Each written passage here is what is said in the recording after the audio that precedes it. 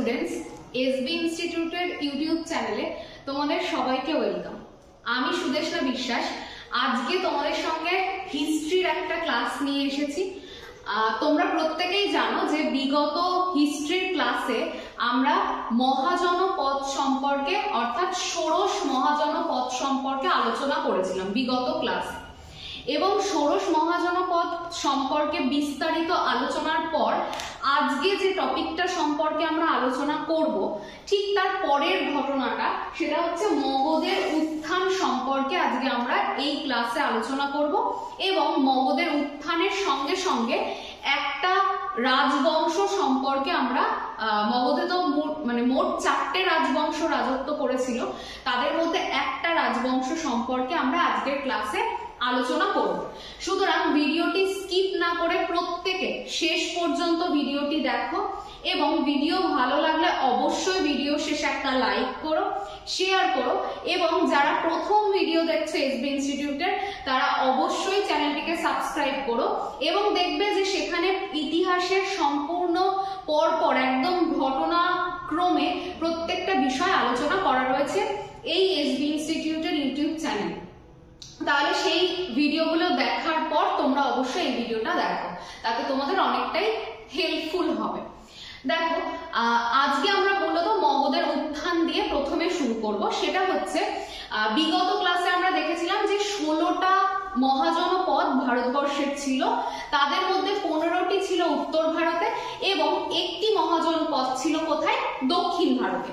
এই উত্তর ভারত এবং দক্ষিণ ভারত মিলিয়ে মহাজনপদগুলো তো 16টা ছিল, কিন্তু শেষ পর্যন্ত মোট 4টে মহাজনপদ কিন্তু একদম শেষ পর্যন্ত শক্তিশালী মহাজনপদ হিসেবে থেকে গেছিল।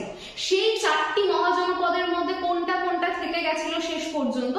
একটা হচ্ছে মগধ, দ্বিতীয়ত কোশল, তৃতীয়ত অবন্তী এবং চতুর্থত ব্রিজি। তাহলে এই 4টি মহাজনপদ একদম শেষ পর্যন্ত ছিল, এবং এই 4টি মহাজনপদের মধ্যে যেটা সব থেকে শক্তিশালী এবং যাকে নিয়েই আমরা মূলত আলোচনা করি সেটা হচ্ছে মগধ। তাহলে এই 4টে মহাজনপদের পরেও ধীরে ধীরে মগধ কিন্তু বিভিন্ন মহাজনপদকে গ্রাস করতে করতে সে নিজে একটি শক্তিশালী মহাজনপদ রূপে কিন্তু ছিল। তাহলে এই মগধের উত্থানের যদি আমরা প্রথম কারণটা ভাবি যে কেন মগধটা ধীরে ধীরে অন্যান্য সমস্ত মহাজনপদগুলোকে গ্রাস করলো এবং সে নিজে একটি শক্তিশালী মহাজনপদ রূপে থেকে গেল, তার কিছু কারণ তো অবশ্যই রয়েছে। এমন তো কিছু রয়েছে যার জন্য মগধ কি সবার শেষ পর্যন্ত 16টা মহাজনপদের মধ্যে একটা অন্যতম এবং শক্তিশালী মহাজনপদ রূপে শেষ পর্যন্ত থেকে গেছিল। তার মধ্যে যদি আমরা বলি একদম প্রথম যদি কারণটা ভাবি, সেটা হচ্ছে মগধ কিন্তু 3টে নদী দ্বারা বেষ্টিত ছিল। একটা হচ্ছে গঙ্গা, একটা সোন, আরেকটা হচ্ছে গন্ডক, যেটা চম্পা নামে ইতিহাসে আমাদের কাছে পরিচিত।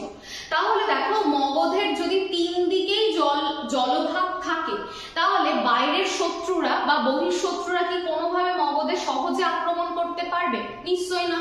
তাহলে প্রথম যেটা মগধ শক্তিশালী রূপে থেকে যাওয়ার কারণ ছিল সেটা হচ্ছে বহিঃশত্রুর আক্রমণ থেকে মগধ কিন্তু নিজেকে বাঁচিয়ে রাখতে পেরেছিল, কারণ তার অবস্থান, তার 3টে দিকই ছিল নদী দ্বারা বেষ্টিত।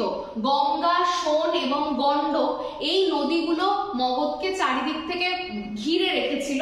তার ফলে কিন্তু বহিঃশত্রুর আক্রমণ তুলনামূলকভাবে অনেকটাই নিয়ন্ত্রিত ছিল এই মগধে। দ্বিতীয় যেটা আমরা কারণ দেখব সেটা হচ্ছে মগধের আমরা প্রত্যেকে জানি 2টো রাজধানী। প্রথম যে রাজধানী সেটা হচ্ছে গিরিব্রজ, এবং দ্বিতীয় রাজধানীর নাম হচ্ছে পাটলিপুত্র।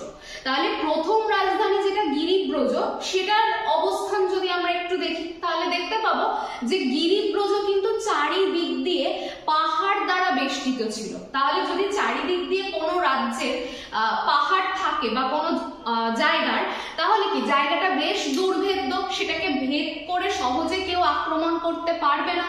তাহলে দেখো, মগধের প্রথম রাজধানীতে কি দেখতে পাচ্ছি আমরা? চারিদিকে পাহাড় দ্বারা বেষ্টিত হওয়ার জন্য বহিঃশত্রুর আক্রমণ কিন্তু খুব একটা হতো না, কারণ জায়গাটা বেশ দুর্ভেদ্য, পর্বত বা পাহাড় ভেদ করে কিন্তু সহজে মানুষ আক্রমণ করতে পারে না। দ্বিতীয় কথা দেখো, মগধের যেটা সেকেন্ড রাজধানী বা দ্বিতীয় রাজধানী সেটা হচ্ছে পাটলিপুত্র। সেটার আবার চারিদিকে গঙ্গা এবং সোন এই যে দুটো নদী সেটা বেষ্টন করে থাকার জন্য জলভাগ দিয়েও খুব দ্রুত গতিতে শত্রুরা আসতে পারে না। সেই জন্য দেখো মগধের দুটো রাজধানী কিন্তু ভীষণভাবে সেম জায়গাতে অবস্থান করত, যাতে বহিঃশত্রুরা সহজে কিন্তু সরাসরি রাজধানীতে আক্রমণ করতে না পারে। তাহলে বোঝাতে পারলাম প্রথম কারণ তো মগধের নিজের অবস্থান, দ্বিতীয় কারণ হচ্ছে মগধের যে দুটো রাজধানী সেই দুটোরও কিন্তু অবস্থান এমন ভাবে ছিল যে বহিঃশত্রুর আক্রমণ কিন্তু সেভাবে একদমই মগধে হতো না। তাহলে দ্বিতীয় কারণ হয়ে গেল। তৃতীয় কারণ যদি আমরা ভাবি, তাহলে দেখো মগধকে যখন আমরা আলোচনা করছি আমরা বারংবার নদীর কথা তুলছি, গঙ্গা, সোন, গণ্ডক। তার মানে কি মগধ হচ্ছে এমন একটা জায়গা যেখানে বিভিন্ন নদীর অববাহিকা রয়েছে, আর নদীর অববাহিকা থাকা মানেই হচ্ছে জায়গাগুলো কি বেশ উর্বর হবে। তাহলে মগধের অধিকাংশ জায়গাগুলোই পলিগঠিত মৃত্তিকা দ্বারা গঠিত, সেই জন্য উর্বর। ফলে উর্বর মাটিতে কি হতো, প্রচুর কৃষিকাজ হতো। সেই জন্য দেখো মগধের কৃষিকাজের প্রাচুর্যতাটা এতটাই বেশি ছিল যে ওটা কিন্তু বেশ শক্তিশালী হয়ে উঠেছিল এই কারণের জন্য। এছাড়া যদি আমরা ভাবি মগধের চারিদিকে জলভাগ ছিল, তার মানে জলভাগে আগেকার দিনে কি ভালো হতো, ব্যবসা বাণিজ্য ভালো হতো। তাহলে মগধের ব্যবসা বাণিজ্যের সমৃদ্ধিও কিন্তু একই রকম ভাবে বেশ বেশি ছিল, কারণ চারিদিকে জলভাগ দ্বারা বেষ্টিত ছিল। সেই জন্য ব্যবসা বাণিজ্যের উত্থানটাও আমরা কিন্তু মগধে দেখতে পাই। তাছাড়া যদি আমরা বলি দেখো মগধের পূর্বাঞ্চল, মগধের পূর্ব দিকটা পুরোটাই অরণ্য দ্বারা পরিবেষ্টিত ছিল। এই অরণ্য দ্বারা পরিবেষ্টিত হওয়ার জন্য দুটো উপকার আমরা পেয়েছিলাম, মানে মগধের ক্ষেত্রে দেখেছিলাম। প্রথমত তো মূল্যবান গাছ বা মূল্যবান কাঠের চাহিদা, মানে কাঠের যোগান পাওয়া যেত। দ্বিতীয়ত ওই যে জঙ্গলটা ছিল বা ওই যে পূর্ব দিকের যে বনভূমি ছিল সেখানে প্রচুর হাতির যোগান পাওয়া যেত। ওই হাতিদেরকে মগধের রাজারা কি সামরিক শক্তি বৃদ্ধির কাজে লাগাতেন। তাহলে এই একটা কারণ হচ্ছে হাতির দ্বারা সামরিক শক্তিটা কি করা যেত, বৃদ্ধি করা যেত। সেটাও কিন্তু অন্যতম একটা কারণ মগধকে শক্তিশালী হিসেবে গড়ে তোলার পেছনে। এছাড়া আরো একটা গুরুত্বপূর্ণ কথা, সেটা হচ্ছে মগধের বেশ কিছু জায়গা যেরকম সিংভূম, তারপরে বরাবর পাহাড়, এই যে জায়গাগুলো, এই ধারোয়ার, এই মগধের জায়গাগুলোতে না প্রচুর পরিমাণে খনিজ সম্পদ পাওয়া যেত, যেরকম লোহা, তামা, এগুলো। এই যে তামা, লোহা এগুলো দিয়ে বিভিন্ন যন্ত্রপাতি তৈরি করা খুবই সহজ ছিল। সেই জন্য মগধ কি ছিল, যন্ত্রপাতি নির্মাণের দিক থেকে যেহেতু এগিয়ে থাকতো, সেই জন্য মগধ কিন্তু যথেষ্ট শক্তিশালী হয়ে উঠেছিল, কারণ তার খনিজ সম্পদেরও প্রচুর ভান্ডার ছিল। তাহলে দেখো এই এতগুলো কারণ মগধকে শক্তিশালী তৈরির পেছনে দায়ী ছিল। কি কি পেয়েছিলাম, বহিঃশত্রুর আক্রমণ থেকে মগধের অবস্থানটা এমন জায়গাতে ছিল যেখান থেকে বহিঃশত্রু আক্রমণ করবে না। মগধের রাজধানী দুটোই ভীষণভাবে সেফ পজিশনে। মগধের খনিজ সম্পদের প্রাচুর্য, মগধের জমি ভীষণভাবে পলিগঠিত এবং উর্বর জায়গা, ফলে কৃষিকাজে তাদের সাফল্য ছিল। এছাড়া দেখতে পেয়েছি বনভূমির অবস্থান, এবং বনভূমি থেকে কাঠ এবং হাতির যে সুবিধা, হাতি কি করত, সামরিক শক্তিকে বৃদ্ধি করতে পারত। আর কি দেখতে পাচ্ছি আমরা, মগধের কি ব্যবসা বাণিজ্য প্রচুর পরিমাণে বৃদ্ধি। এছাড়া যেটা সর্বশেষ কারণ, সেটা হচ্ছে যে মগধে কি সবথেকে শক্তিশালী রাজারা রাজত্ব করত। তাহলে যে সমস্ত রাজারা শক্তিশালী তারাই তো শেষ পর্যন্ত টিকে থাকতে পারে।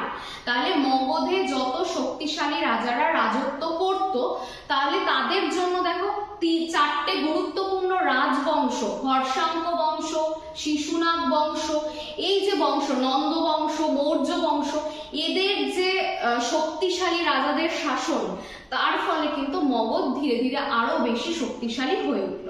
এইভাবে ষোড়শ মহাজন থেকে মহাজন পদ থেকে ধীরে ধীরে মগধের উত্থান হলো এবং বাকি মহাজন পদ ধীরে ধীরে হারিয়ে গেল এবং শেষ পর্যন্ত মগধের অস্তিত্বটা কিন্তু আমাদের কাছে প্রকট হয়ে উঠল। তাহলে এইটুকু আশা করি তোমাদের কাছে ক্লিয়ার হয়েছে যে মগধের উত্থান কিভাবে হয়েছে। এবার আমরা আজকের ক্লাসে যেটা আলোচনা করব আরো একটা বিষয়, সেটা হচ্ছে প্রথম মগধে আসা প্রথম যে বংশটা সেটা হচ্ছে হর্ষাঙ্ক বংশ। সেই হর্ষাঙ্ক বংশ সম্পর্কে আমরা আলোচনা করব। দেখো প্রথমে আগে দেখে নিই যে মগধের উত্থান এবং তার সঙ্গে দেখো কিছু রাজবংশ ছিল, নামগুলো অলরেডি আমি আগেই বললাম, তাও আরেকবার তোমাদেরকে বলে দিই। সেটা হচ্ছে দেখো মগধের লোকেশনটা খেয়াল করো, মগধটা ধীরে ধীরে বিস্তার লাভ করতে করতেই এতটা জায়গাতে কিন্তু পুরো মগধের বিস্তারটা ঘটেছিল। এই পুরো যদি ম্যাপটাকে খেয়াল করো পুরো অঞ্চলটা হচ্ছে মগধ। সেই জন্য মগধ দেখো আস্তে আস্তে পার্শ্ববর্তী সমস্ত মহাজনপদকে গ্রাস করতে করতে বেশ বৃহৎ এবং শক্তিশালী জায়গাতে পরিণত হয়েছিল। কি কি রাজবংশ মগধের রাজত্ব করেছে সেটা হচ্ছে হর্ষাঙ্ক বংশ 545 থেকে 433 বিসি পর্যন্ত। তারপরে দেখো শিশুনাগ বংশ 430 থেকে 345 বিসি পর্যন্ত। তারপর দেখো নন্দ বংশ 345 থেকে 324 বিসি পর্যন্ত। তারপর দেখো মৌর্য বংশ, সেটা হচ্ছে 324 থেকে 185 বিসি পর্যন্ত। তাহলে এই কটা রাজবংশ মগধে বিভিন্ন সময়ে তারা রাজত্ব করে গেছে।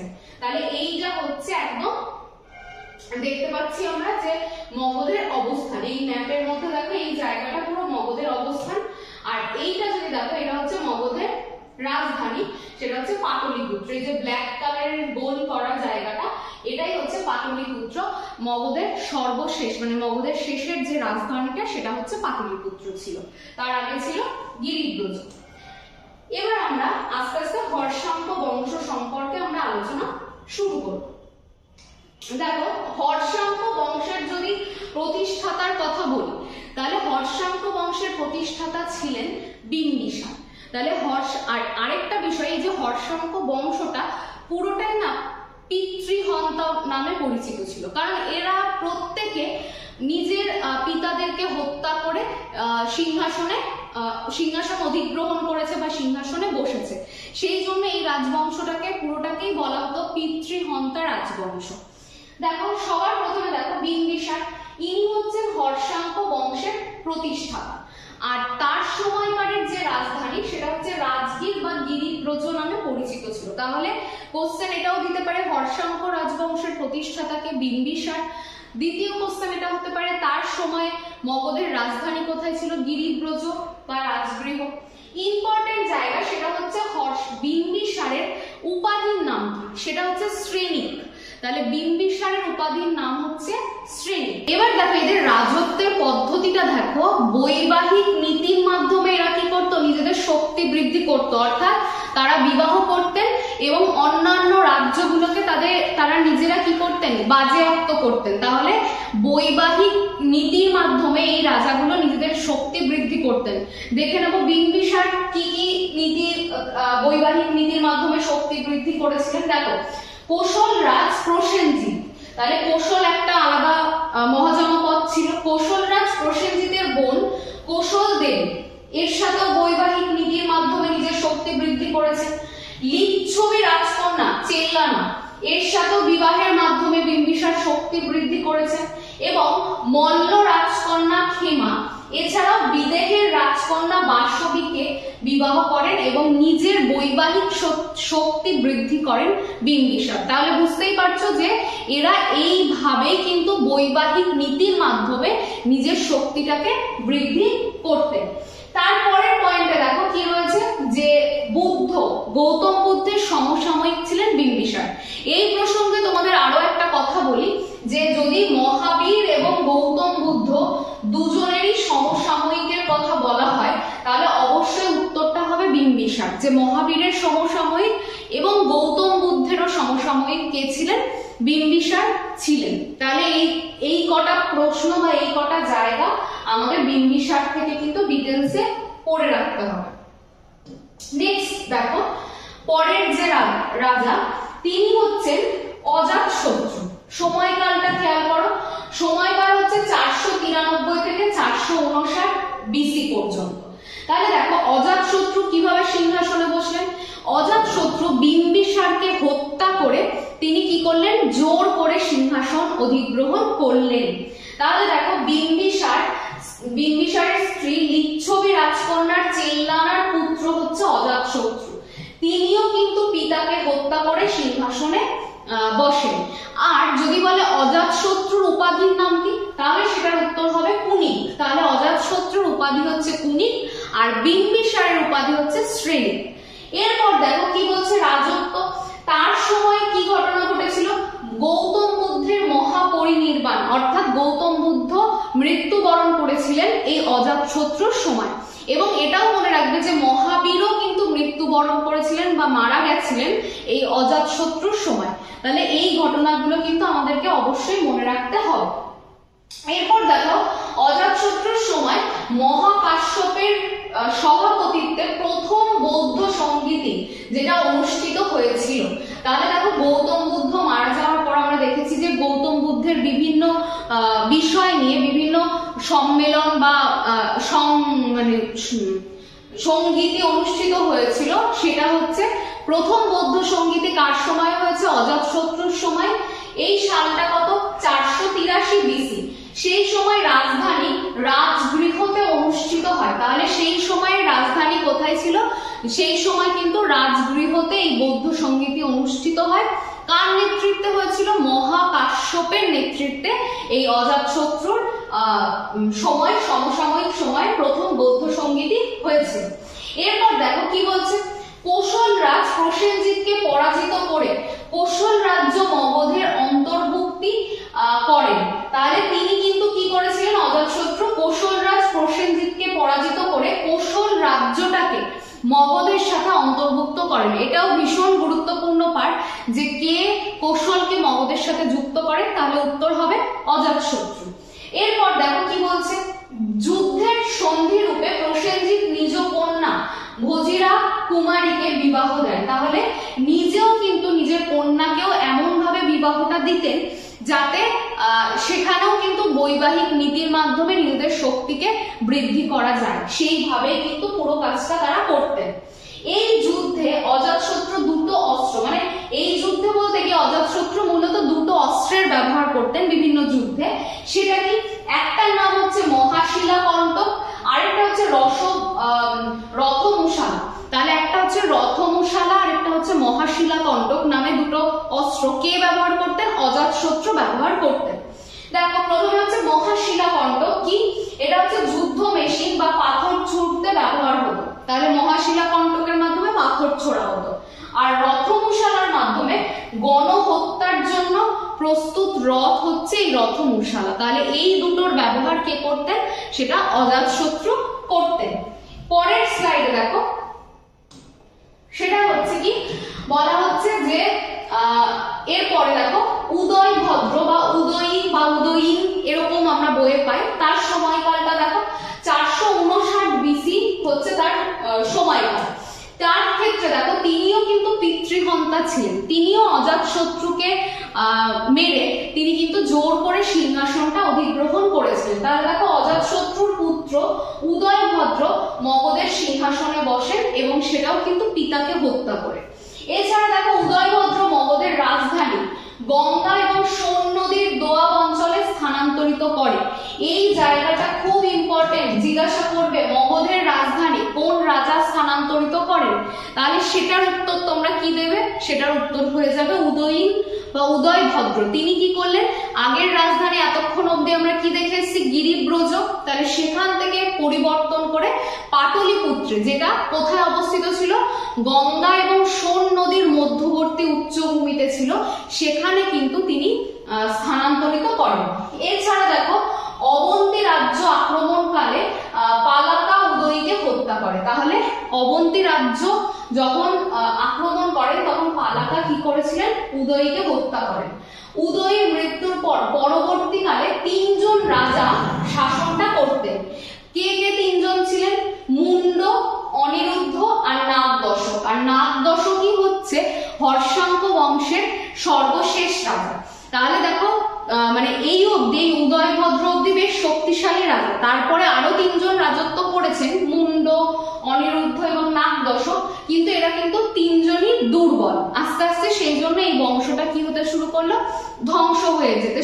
বা এই বংশটা আর এগোতে পারলো না। পরের পয়েন্টে দেখো, নাগ দশক। এর 430 বিসিতে কিন্তু নাগ দশকের রাজত্বকাল। হর্ষাঙ্ক রাজ নাগ দশককে তার প্রধানমন্ত্রী শিশুনাগ। তাহলে দেখো আমি কি বললাম, উদয়ভদ্রের পর 3 জন দুর্বল রাজা ছিলেন, মুন্ড, অনিরুদ্ধ আর নাগ দশক। আর নাগ দশকই হচ্ছেন হর্ষাঙ্ক বংশের শেষ রাজা। তাহলে এই হর্ষাঙ্ক বংশের শেষ রাজা কেন আমরা শেষ বলছি, তার কারণ হচ্ছে এই যে নাগ দশক, তাকে হত্যা করেছিলেন তারই প্রধানমন্ত্রী শিশুনাগ হত্যা করলেন, এবং ওই যে সিংহাসন, সেটা মগধের সিংহাসন দখল করে নিল কোন বংশ, শিশুনাগ বংশ। তাহলে শিশুনাগ হত্যা করলেন এবং হর্ষাঙ্ক বংশের পরিসমাপ্তি এবং মগধের সিংহাসনে শিশুনাগ বংশের উত্থান ঘটতে শুরু করলো। তাহলে এটা মাথায় রাখবে যে মগধের সিংহাসনে শিশুনাগদের উত্থান হলো, শিশুনাগ বংশের। এবং শিশুনাগ কোথা থেকে এলো, তিনি ছিলেন নাগ দশকের প্রধানমন্ত্রী। অর্থাৎ নাগ দশককে হত্যা করে তারা কিন্তু নিজেদের কর্তৃত্ব বা নিজেদের অস্তিত্বটাকে আরো প্রকট করে তুললেন। তাহলে এইভাবে শিশুনাগ বংশের উত্থান ঘটতে শুরু করলো। তাহলে আজকে দেখো আমরা হর্ষাঙ্ক বংশ সম্পর্কে এবং মগধের উত্থান সম্পর্কে আলোচনা করলাম। যদি ক্লাসটি ভালো লাগে অবশ্যই লাইক করো, শেয়ার, কমেন্ট করো, আমাদের টেলিগ্রাম চ্যানেলটিকে সাবস্ক্রাইব করো নতুন নতুন ইনফরমেশন পাওয়ার জন্য। আর সবাইকে বলবো যে যারা প্রথম ভিডিও দেখলে অবশ্যই চ্যানেলটিকে সাবস্ক্রাইব করো। এর সাথে অবশ্যই তোমাদের কাছে রিকোয়েস্ট যে যদি কেউ তোমরা অফলাইন ব্যাচে পড়তে চাও, তাহলে আমাদের ইনস্টিটিউটের নাম্বার 9083644276, এই নাম্বারটিতে নিজের নাম নথিভুক্ত করো এবং এসবি ইনস্টিটিউটের সঙ্গে যুক্ত হও। সবাই ভালো থেকো, সুস্থ থেকো এবং নিজের প্রস্তুতি চালিয়ে নিয়ে যাও। আবার দেখা হচ্ছে পরের হিস্ট্রি ক্লাসে। আমরা শিশুনাগ বংশ থেকে আবার আলোচনা শুরু করব। আর সবাই সুস্থ থেকো, ধন্যবাদ।